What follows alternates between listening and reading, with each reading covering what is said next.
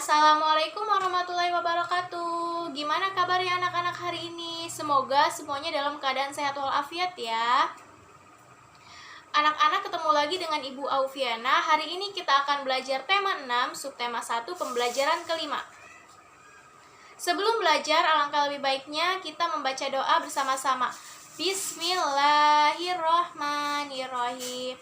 Rabbi sohli sodri wa yassirli amri wahlul uqdatam min lisani yafqahu qawli. Shadaqallahul adzim. Nah, anak-anak, supaya lebih semangat semuanya belajarnya, kita mari bernyanyi lagu nasional bersama-sama ya. Kita ikutin ya lagunya.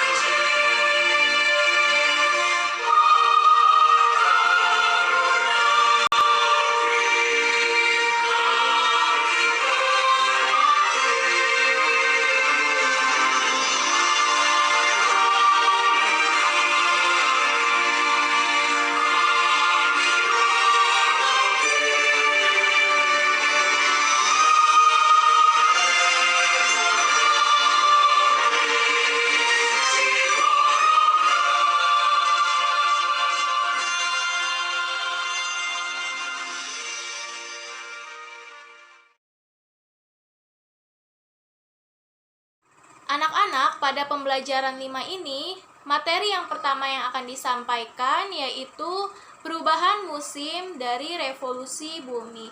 Mari kita simak videonya baik-baik ya.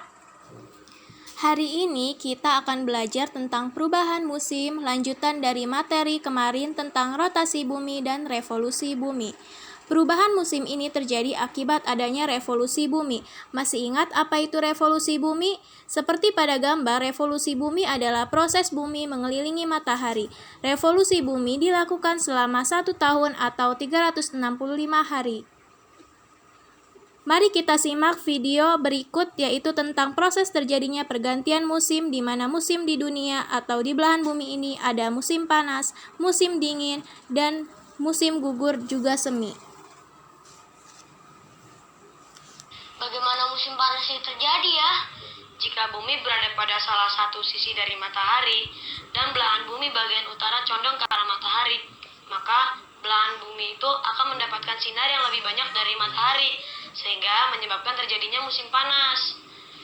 Kemudian, bagaimana ya musim semi dan musim gugur itu terjadi? Jika bumi berputar mengelilingi matahari, tidak satupun belahan bumi yang condong ke arah matahari maka akan mengalami musim semi dan musim gugur. Itu tadi adalah proses terjadinya pergantian musim, yaitu musim dingin, musim panas, gugur, dan semi. Ketika belahan bumi utara mengalami puncak panas, tempat-tempat di dekat kutub utara condong ke arah matahari sehingga hampir setiap hari terang. Sebaliknya, belahan bumi selatan dalam keadaan gelap. Seperti ini ya, apabila kutub utara ini berada di posisi yang mendekati matahari, maka di sini terang, maka akan mengalami musim panas. Sedangkan di kutub selatan menjauhi matahari, maka ini akan musim dingin.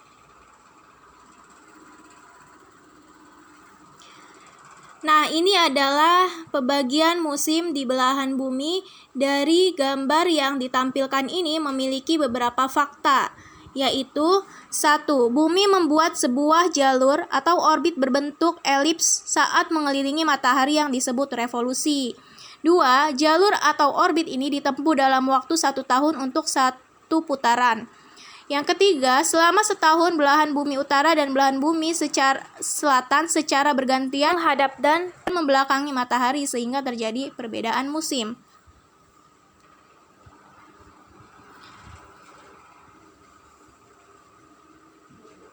Nah, seperti ini ya. Contoh pada tanggal 22 Desember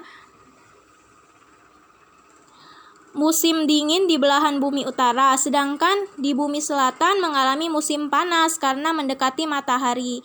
Seperti ini ya. Silahkan amati lagi, telaah lagi, dan di belahan bumi manakah yang mengalami perubahan musim. Nah, anak-anak, kita sudah tahu ya, terjadinya perubahan musim di dunia ini akibat adanya dari revolusi bumi. Nah, namun ternyata di kota, ada loh kota tanpa sinar matahari selama 2 bulan. Nah, kita akan membaca teksnya tentang Utqiagvik, kota tanpa sinar matahari selama 2 bulan. Kalian ikut membaca ya, teksnya ada di bawah ini. Penduduk kota Utqiagvik di Alaska akan melihat matahari terbenam terakhir tahun 2018 pada hari Minggu. Kota paling utara di Amerika Serikat ini ternyata tidak akan melihat matahari untuk 65 hari ke depan. Sepertiga kawasan utara Alaska terletak di atas lingkaran Arktik. Ini merupakan lingkaran garis bintang yang mengelilingi kutub utara. Matahari baru akan muncul kembali di kota yang dulunya disebut Barrow ini pada tanggal 23 Januari mendatang. 23 Januari 2019 mendatang. Hal ini karena kota Utqiagvik akan mengalami polar night atau malam kutub yang merupakan periode kegelapan yang terjadi saat musim dingin. Pada saat malam kutub ini terjadi, maka tidak akan ada matahari yang terbit. Biasanya, fenomena ini terjadi di kota-kota yang ada di dalam lingkaran kutub. Meskipun Utqiagvik tidak akan melihat matahari terbit sampai bulan Januari, bukan berarti kota ini akan mengalami kegelapan total. Fenomena malam kutub ini disebut juga civil twilight atau senjata sipil, yaitu titik saat matahari berada 6 derajat di bawah cakrawala. Titik ini tetap memungkinkan ada cahaya yang membuat warga kota Utqiagvik bisa melihat benda-benda di luar. Tidak terbitnya matahari di kota ini karena kemiringan bumi di lingkaran kutub jauh dari sinar matahari langsung. Senjata sipil ini setiap harinya akan berlangsung selama 8 jam dan pada bulan Desember nanti akan berkurang menjadi 3 jam sehari. Hal sebaliknya akan terjadi pada musim panas yang berlangsung pada awal bulan Mei hingga awal Agustus. Pada musim panas, matahari justru tidak akan terbenam selama lebih dari 2 bulan. Musim panas tahun depan, kota-kota di lingkaran kutub akan mengalami matahari terbit terakhir pada 12 Mei dan matahari terbenam pada 2 Agustus. Nah, anak-anak, kesimpulan pada hari ini, kan kita tadi sudah belajar terjadinya perubahan musim itu karena adanya revolusi bumi yang mengelilingi matahari. Kalian sudah tahu bagaimana prosesnya revolusi bumi itu terjadi dan bagaimana sih kok bisa sampai adanya perubahan musim karena revolusi bumi. Kalian sudah belajar itu tadi. Dan juga kita sudah membaca tentang kota tanpa sinar matahari selama 2 bulan di Utqiagvik ya. Kita patut bersyukur di Indonesia ini tiap hari ada matahari dan memiliki 2 musim. Oleh karena itu, kita bisa merasakan sinar matahari, kita bisa melakukan aktivitas yang menggunakan matahari seperti menjemur pakaian, atau kita bisa bermain layang-layang, dan lain sebagainya.